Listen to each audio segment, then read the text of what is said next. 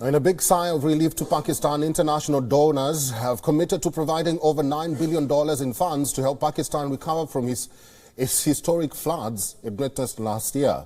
Officials from 40 countries as well as private donors and international institutions gathered in Geneva on Monday. The meeting, hosted jointly by Islamabad and the United Nations, was aimed at seeking funds to cover half of Pakistan's recovery amount that stands at $16.3 billion. And by the end of the gathering, more than $9 billion were pledged from bilateral and multilateral partners. Among Pakistan's biggest flood relief donors are the Islamic Development Bank, which pledged over $4 billion, the World Bank, Saudi Arabia, China and the European Union. We will transform the challenge of recovery and reconstruction into an opportunity to build a more resilient Pakistan, an economy which is dynamic and sustainable. We are determined to do it in an open, transparent and collaborative way.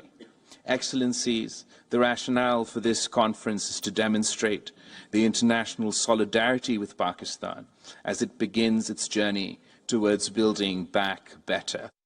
Pakistan witnessed its most catastrophic floods last year. More than 1,700 were killed across parts of the country through the summers and over 8 million displaced.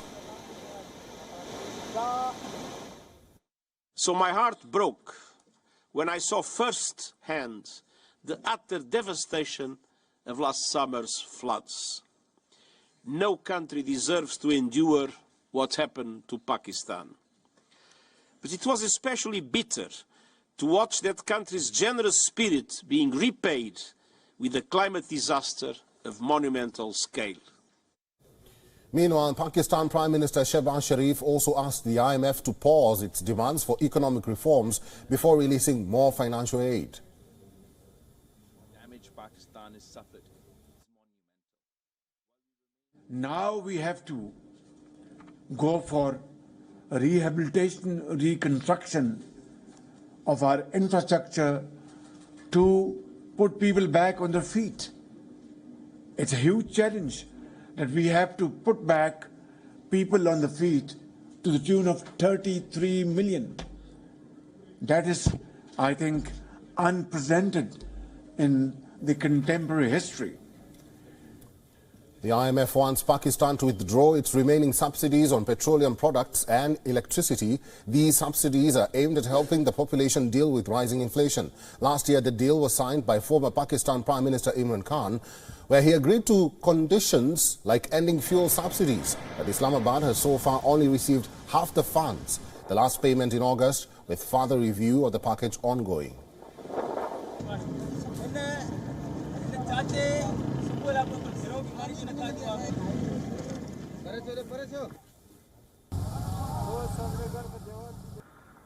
Senior journalist Imtiaz Gould is joining us live from Islamabad to talk more about this. Imtiaz, welcome to the program. The IMF wants Pakistan to withdraw its remaining subsidies on petroleum products and also electricity, but the Prime Minister Shehbaz Sharif is telling them to give the country breathing space. What do you make of this situation and statement?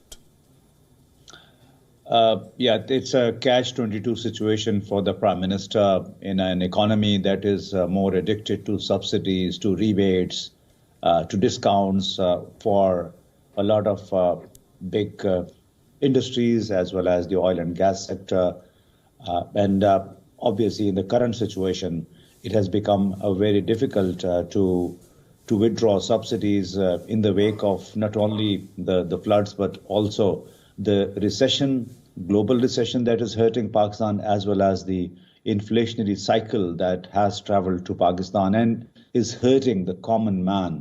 And obviously, this combines with a lot of Western interest that is extracting benefit out of a very desperate situation for the common man.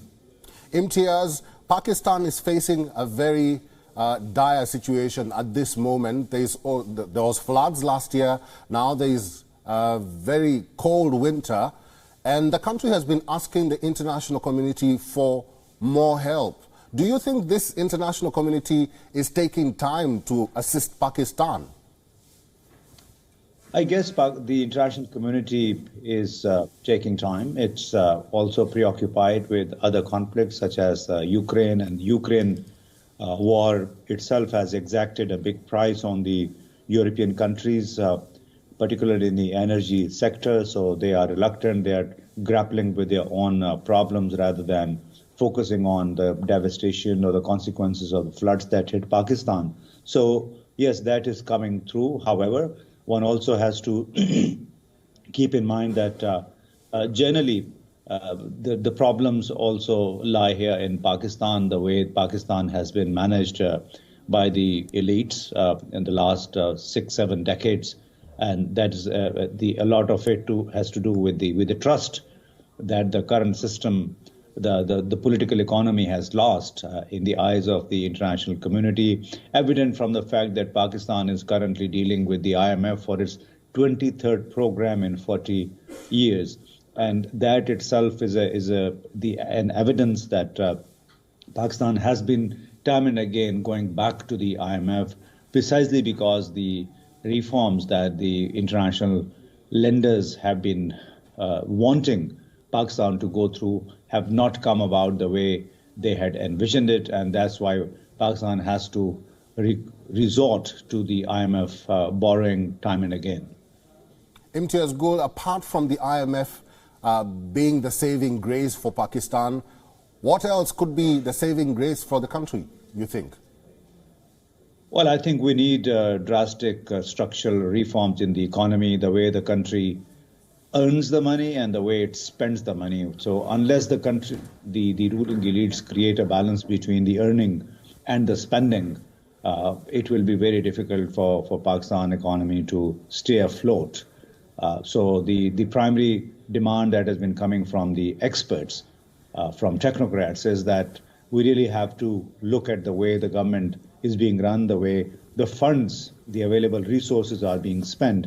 So because there's been a common complaint that available resources have been squandered, abused, and that's what has created this dire situation for the economy.